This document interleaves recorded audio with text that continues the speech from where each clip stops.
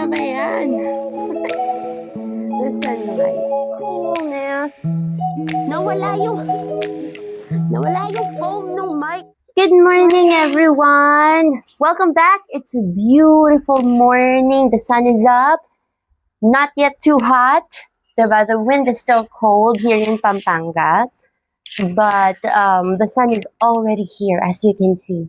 Diba? And Maylee's here. Is getting bigger. Remember her? She is my Smiley. If you could see shades, diba? Coolness, diba? So anyway,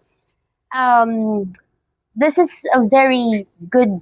I'm very excited to do this vlog because finally, after all these years, I can really answer this one question I always get from the newbies, like the real newbies, as in first time keepers, no?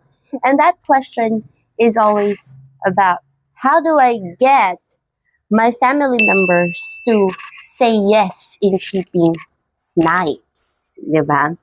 And finally, after all these years of keeping and breeding snakes, my husband finally opened a snake bin by himself without me beside him. And that's the first ever that ever happened in this familia. This is not the keeper, I'm the keeper, diba?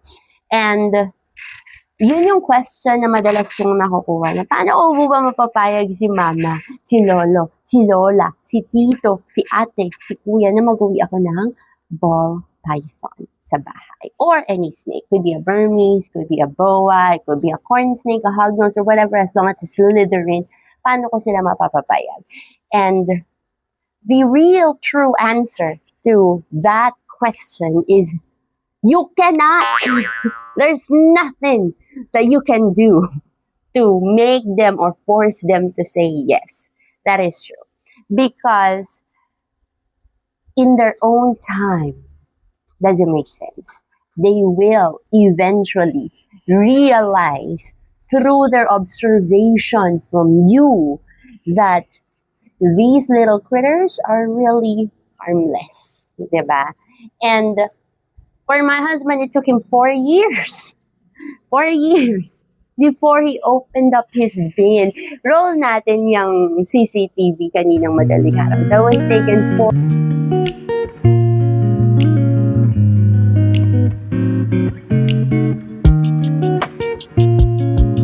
ng madaling araw. That was taken 4 a.m. I think in the morning, something like that. And he was so excited because finally, you know, he understood, you know, just by observing me, he finally understood that keeping these babies are really harmless, you know, and you've seen me getting bitten again and again and again and again. Like Sila, one of my breeder females, na gift ni Ninong Yero, Champirax from Baguio, she even bit me on my nose. Diba? So, you saw how I survived after all those bites over the years na wala talaga silang venom. And, you know, through his observation, he finally get into the hobby of breeding. The reason why he pulled out Cersei's bin is the Cersei is a Mojave pastel leopard Enchi. Again, Enchi Mojave pastel leopard female. And he loved the pastel. He loved the Mojave. He loved the leopard in itself. And he's trying to make a super. So, around December, I think that was Christmas party ng admin ng HOP. And all of us are complete, you know. And he finally said it na gusto kong mag-project. Gusto kong gumawa ng super pastel, super Enchi Mojave snake, right? And I was like, huh? Ano? Pakiulit? Ano yon? That was like the happiest time for me as a keeper na marinig yon sa asawa ko. Because it took him years to really, have the guts na gusto ko mag-keep and not just keep, I want to breed as well. And hindi ganun kabongga yung kanyang project, no? Super, super, super song. But that's how I started. That's how all of us started, diba? I just want that, colorful pattern snake. And to see my husband get from the stage na ayoko niyan, na ay, masama yan, malas yan, ganyan, to na I want to breed by myself. To kanina, na he finally opened Cersei's tub kasi he's waiting for Cersei to ovulate. And kagabi kasi, while we were drinking, I said na, mukhang malapit na itong mag-ovulate. And he was so excited. I was sleeping. He couldn't wait for me to wake up. He had the audacity and the excitement to open up the bin to check kung talagang nag-ovulate na ba si Cersei. And when I woke up, he was so excited telling me na, Ma, I opened up Cersei's bin. I was like, di nga. And sabi niya, check mo sa CCTV. And I did check it and it was there. He really did open up, not a hatchling, but a breeder's bin. I was like, finally, the day has come. It is time. Diba? So, yun yung sinasabi ko na, you cannot force them. I never forced my husband. Never.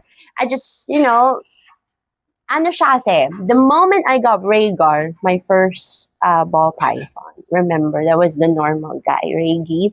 And, ano siya napilitang oo. Yung hindi niya gusto, pero dinaan ko sa silent one. Okay, ayaw mo, di okay lang, sige. Tas, sad-sad ang person, di ba? Walang alam ang person. And, napilitan siya na, sige na nga, basta huwag mong papasok sa loob ng bahay. O, di ba? That's how it started. And then I got Rhaenyra.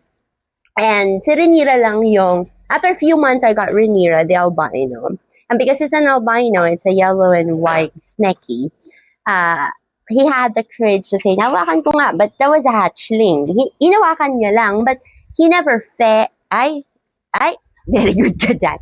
He never fed, he never pulled them out from the bins, he never cleaned their bins.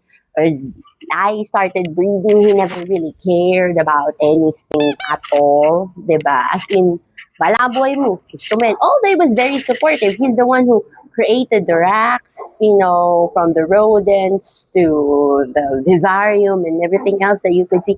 He's the construction worker, diba? Sabi nga niya, I've become an employee of my wife without even signing a contract. And I can't even resign because I tried to resign. The next day I wake up, I'm still an employee of my wife. Ganon talaga. But then, from the moment na she's spending time with us, with me, with Seth, with Val, with Job, and we're talking about our projects and, of course, Hopya yan. So, we're showing up different photos of what we want to do. And then he just started watching Chris Chardwick by himself without me telling him to watch it or without me telling him that you have to understand how, genetics work. I never ko siyang finors. It's just that by his own observation, by his own exposure with me and my tropa, he got into the curiosity. Diba? And until dumating siya sa point na nagsabi siya last Christmas party na I want to breed. I want to have my own project, which is very specific. I want to have a super edgy, super pastel. It just so happened that she's being bred to Damon, which is my clown, Cinnamon Pastel, visual clown, because I'm aiming to make a Batman soon, maybe next season. So, nilahiyan ko. She's how do you call that? She's a leopard girl. She has leopard. So, Damon got the spot nose. And I'm just trying to lahian ng clown yung leopard ni Cersei. Diba? Just to create a Batman next season. Next season pa naman. But, I love patong-patong jeans. I don't like the shortcut. I just love to do it by myself. Even though it would take me 2-3 seasons, it doesn't matter to me. As long as sariling gawa. Diba? So, but then, to hear him say na, I want to make a super pastel, super enchi ball python. It doesn't care about the recessive, it's just like to make the supers. I was like, fucking go for it. Just go. Do it. Diba? That's like the best, the best change for a keeper's life, 'di ba? Na makita mo na yung family member mo got interested. Actually, yun lang na maging open-minded sila, okay na eh, 'di ba? Yung through their observation, malaman nila, ay, mali pala, mabait nga pala talaga. Ay, hindi pala masakit yung kagat. Lalo na yon, yung hindi pala talaga masakit yung kagat, mas masakit pa yung vaccine kesa sa kagat nila, which is totoo. And for them to realize that, for them to be open and just simply touch them and hang out with them, that's what every keepers want. Diba? What more, kapag nagsabi sila na, I want to breed, I want to do my own project, I was like, hell yeah! Go do it! Diba? So, that journey took like 4 years na hindi ko siya pinipwersa, hindi ko siya pinipilit, hindi ko siya iniinganyo. It's just him through his observation na at nakagat na rin ang aking mga junakis kasi ang aking mga junakis ay mahilig magbukas-bukas na hatchling din. And through all those observations, it's really from their observation. All those observations allowed him to really get into not just the keeping but the breeding part of the hobby. And for me, I was like, that's the best thing for me as a keeper na I'm not just gonna be breeding myself kasi imagine mo, next season, dalawa na kami magpaplano because, before mag-isa lang ako. Wala akong ibang tinatanungan kung hindi si Seth, the admin, si Val, anong tingin nyo sa ganitong pair, anong tingin nyo dapat kong gawin, do you think my breeding plan is okay? But now, I don't have to do that. Well, of course, I will still talk to my friends, but I would be breeding side by side with my very own husband because he learned by himself. He researched by himself. And then bigla na lang yun, mag-show ng nagsa-cellphone kami, di ba, nagko-kape kami. Mama, is this tama ba ang hula ko? This is champagne, this is enchi, this is pastel, this is clown. Even Red Stripe, he's identifying Red Stripe by himself just simply by watching different vloggers, US breeders. And I was just surprised, little by little na, oh, ang galing ah. Oh, alam mo yun? And now I'm just so excited this upcoming season, like dalawa kami. Dati ako lang yung gumagawa ng breeding plan. Now he has his own breeding plan. I will never meddle with whatever he wanna do. Kahit all codoms lang yan. Ay, wag sa mic, anak. Kahit walang recessive, diba? Nawala yung